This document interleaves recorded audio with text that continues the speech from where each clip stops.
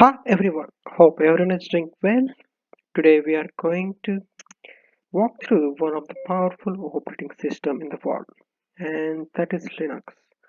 First, we will see what of it and why should we aware of the Linux operating system. So Linux was developed in 1991 by Linus Torvalds. As we know, initially it was single person project based on a Unix based kernel. Later it was developed to community use. Linux is basically clone of the Unix operating system, but it comes with some additional features that we are going to see in upcoming slides. So, it is a free open source operating system present in a market, and because of this, it's widely used for developing applications by many of the corporates and institutions. So, another feature is that it is faster than Windows and other most operating systems available in the market. Most of the supercomputers that are present in the world are developed on the base of the Linux and Unix operating systems only. Also, one of the hot technology in the market, that is cloud technology, is based on the Linux operating system as well. So major so most of the service providers in market are using Linux operating system. And why is it so? So Linux is a lightweight operating system as compared to the Windows. So it consumes less RAM, and because of this it is faster. Let's move ahead and see what are the basic components of the Unix operating systems and its architecture. So as in a diagram we can see at the center there is hardware. So hardware is the something which executes all the process and processes whatever the commands that are provided to you. So second is the Linux kernel. So Linux kernel is close to the hardware, which instructs hardware what to do and how to process. So in upcoming slides we are going to see in detail. And then we have daemon. Then on top of that we can see the operating system cell, and on top of that we have applications. So see, so when we use any applications, so on background they are executing some shell commands. So whenever we use any applications, OS operating shell commands are executed in backend. And daemons are like inbuilt operating services that runs independently of the application commands. So daemons are required to keep some of the services up and run the operating system smoothly. Then we have operating shell. So shell is a user interface provided to interact with the Linux kernel and operating hardware. So this is the basic flow of the how the applications and hardware are interacting with each to one another. So let's see uh, in detail about basic components of the Linux. So first is the Linux kernel. It is a core component of the operating system, and it manages operations of computer and hardware. It is a bridge between applications and underlying hardware.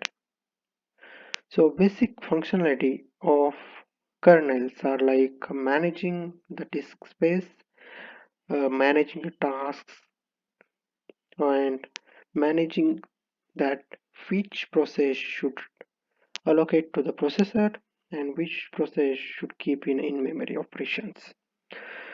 So basically it acts as an interface between user, application and hardware.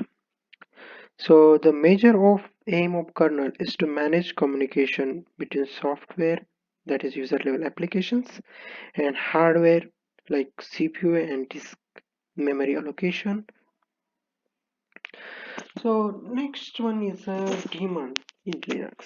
So they are like a utility program runs silently in background and take care of certain subsystem tasks in purpose of keeping the operating system running smoothly. So we can see like some of the daemons like printer daemon, which is responsible for printing operations, and another network daemon, which is responsible for network communications, browsing, and all those things. It is if we consider Windows operating system, daemons are like services. So in Linux there are a number of daemons, and each of them handles subsystem tasks. Next one is a OS shell, that is operating shell.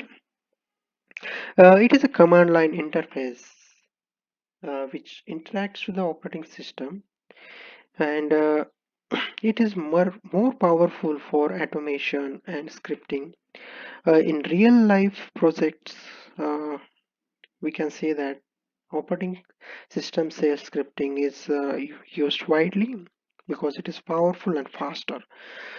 And last one is applications. So we know the applications and softwares that are developed for more user-friendly nature. So we are not going to discuss about it. So let's see next slide. Kernel in OS we have already discussed about it. We have provided overview. So next one is a Linux distribution. So Linux distributions are packages provided by some of the distributors.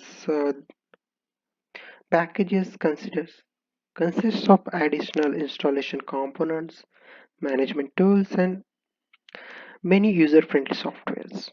So they are developed to target specific user groups. So we can say that for some of the Linux distribution packages are for desktop applications, desktops, some of them for managing servers, some of them are for mobile devices and for embedded devices. So they come with the software packages and installation tools as we seen before, and some of the Linux distributions are Red Hat. Most of the Red Hat Linux operating systems are used by corporates for managing multiple servers,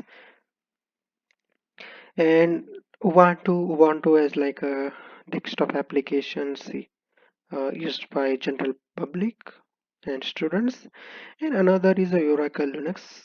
Oracle Linux is operating system distribution package provided by Oracle, and it is a this service is not cost of free, so we need to check on that before using it. So let's move ahead and see the difference between Linux and Unix. So as the main difference between Linux and Unix is Linux is a clone of Unix operating system, as we seen in the first slide how it was developed.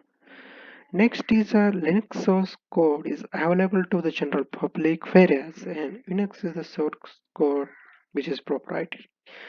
So many of the institution and corporate uses Linux as it is a open source code, and as we seen most of the supercomputers are developed with the help of the Linux operating system only. So Linux default shell, that is command line interface, is bash, while the Unix is using a bound shell command line interface. So as compared to the Unix and Linux, Unix is a multi-user. Many users can use it at a time. Multitasking operating system, but Linux support only multitasking. So another difference is threat detection and solution. So whenever we define or when we identify any bugs in a Linux operating system, it will be resolved much more faster because it is community driven. But in case of Unix, it takes times like 1 year, 2 years to get it fixed. So that's all from my side. This is the basic overview of Linux operating system and its some of the features. So in upcoming videos, we are going to see how we can use Linux shell commands on Windows. We are going to install some of the softwares that are freely available in market, its configuration. So wait for another video. So thank you for all of you for watching the video. Have a good day. Good day.